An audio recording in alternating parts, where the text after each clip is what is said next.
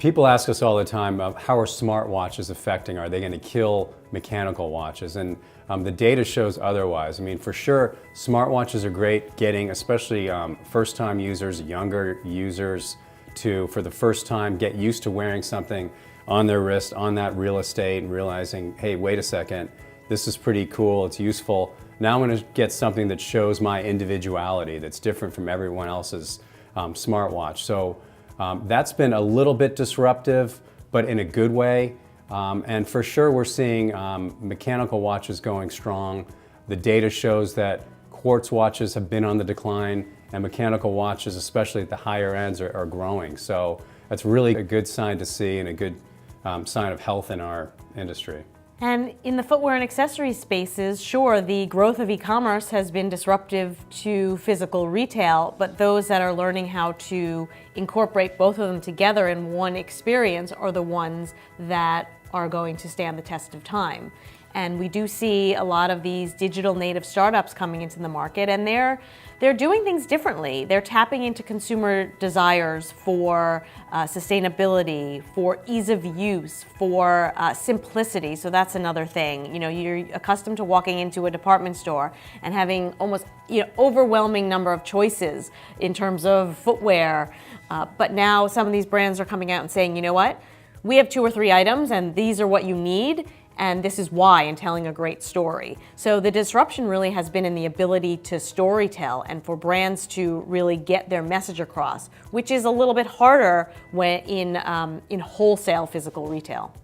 I think we're going to be seeing more of a disruption at retail when that luxury consumer is expecting something more interactive at retail. Mm-hmm. So we look at interesting innovations that historically classic luxury brands like Tiffany are doing in their stores, with vending machines for their fragrances, mm-hmm. with taking those items out of the case and letting the customer pick and choose which ones to pick up and photograph and touch and feel.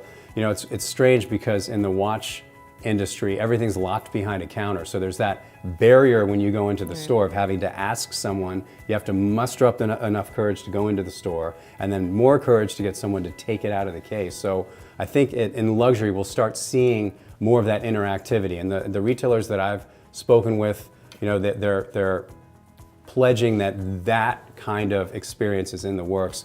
Virtual reality, mm-hmm. for example, that's permeating into the engagement industry with diamonds. So people want to see, the consumer wants to see, what will that diamond look like on my finger?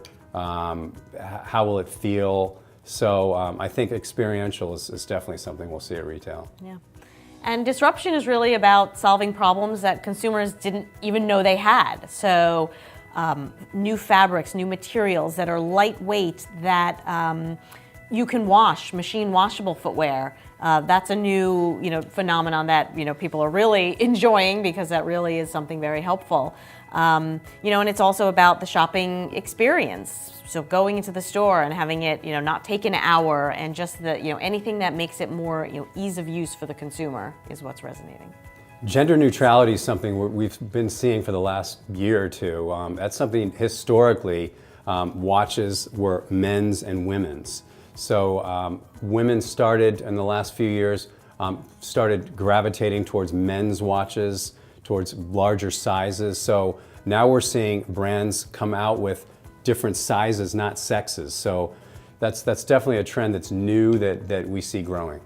Sure. Some of the biggest players in footwear, a lot of the sneaker brands, outdoor brands, Timberland, Vans, Converse, the sizing may be more gender specific, but the styling isn't. And many of those have been around for a long time. And some of the new startups, think about Allbirds, their shoes aren't different for men or for women. It's, they have a couple of styles. Right. And look at retailers too. Look at Target, eliminating mm-hmm. Gender in toys and in bedding mm-hmm. for kids. So definitely it's a trend that I think we'll see continue. Yeah.